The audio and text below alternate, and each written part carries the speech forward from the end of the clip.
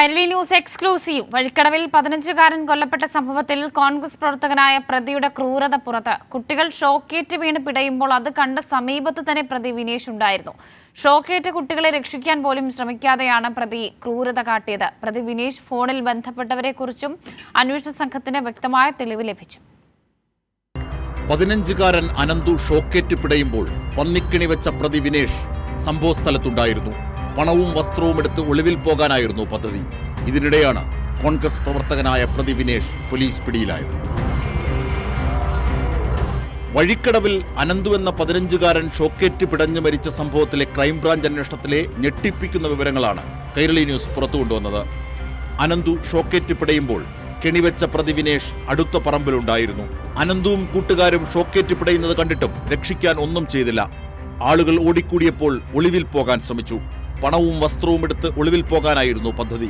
വീട്ടിലേക്ക് ഫോൺ വിളിച്ച് പണവും വസ്ത്രവും എടുത്തുവെക്കാൻ പറഞ്ഞു. അതേസമയം തന്നെ ഉപതെരഞ്ഞെടുപ്പ് കഴിയും വരെ ഒളിവിൽ പോകാനുള്ള നിർദ്ദേശവും മറ്റ് ഫോൺ വിളികളിലൂടെ പ്രതി വിനേഷിന് ലഭിച്ചതായി പോലീസ് കണ്ടെത്തി.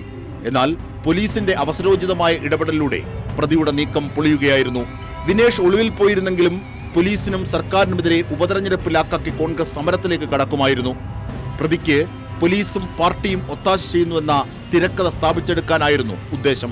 ഇതിലേക്കുള്ള ആദ്യ നീക്കമായിരുന്നു സ്റ്റേറ്റ് സ്പോൺസേഡ് കൊലപാതകമെന്ന പാതിരാത്രിയിലെ കോൺഗ്രസിന്റെ ആരോപണം. സർക്കാർ സ്പോൺസേഡ് കൊലപാതകമാണിത്. അപകടമെന്ന് നിങ്ങൾ സിംപ്ലിഫൈ ചെയ്യരുത്. ഇത് സർക്കാർ സ്പോൺസേഡ് കൊലപാതകമാണ്. ഈ കൊലപാതകത്തിനെതിരെ ഞങ്ങൾ പ്രതിഷേധിക്കുന്നു. നേരം വെളുത്തപ്പോൾ സ്ഥിതി മാറി. കോൺഗ്രസുകാരനായ പ്രതി പിടിക്കപ്പെട്ടതോടെ കോൺഗ്രസ് നേതാക്കൾ വെട്ടിലായി.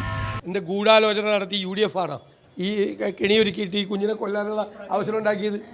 പച്ചക്കള്ളം പ്രചരിപ്പിക്കുകയാണ്. പച്ചക്കള്ളം. ഇനി കോൺഗ്രസ് ആണെങ്കിൽ എന്താ പ്രതി? UDF ഗൂഢാലോചന നടത്തി കുഞ്ഞിനെ കൊല്ലായിരുന്നു. അതാണ് നിങ്ങൾ പറയണത്. അതാണോ നിങ്ങൾ സംസാരിച്ചത്? UDF ഗൂഢാലോചന നടത്തി ഈ കുഞ്ഞിനെ കൊല്ലായിരുന്നു എന്നാണ്. UDF ഭരിക്കുന്ന വഴിക്കടവ് പഞ്ചായത്ത് ഭരണസമിതിയിലെ പ്രമുഖരുമായുള്ള പ്രതിയുടെ ഇടപാടുകൾ ക്രൈംബ്രാഞ്ച് പരിശോധിക്കുകയാണ്. കാട്ടുപന്നികളെ കൊല്ലാനുള്ള സർക്കാർ നിർദ്ദേശം മറ്റു പഞ്ചായത്തുകളെപ്പോലെ UDF ഭരിക്കുന്ന വഴിക്കടവിൽ നടപ്പാക്കിയിട്ടില്ല. പന്നിക്കണി വെക്കുന്നത് പതിവാണെന്ന് നാട്ടുകാർ തന്നെ പറയുന്നു. പന്നിക്കണിയിലെ അപകടം വോട്ടാക്കാൻ ഇറങ്ങി പുറപ്പെട്ട കോൺഗ്രസ് നേതാക്കൾ പ്രതിക്കൊപ്പം കെണിയിൽപ്പെട്ട നിലയിലാണ്. കൈരളി ന്യൂസ്, നിലമ്പൂർ.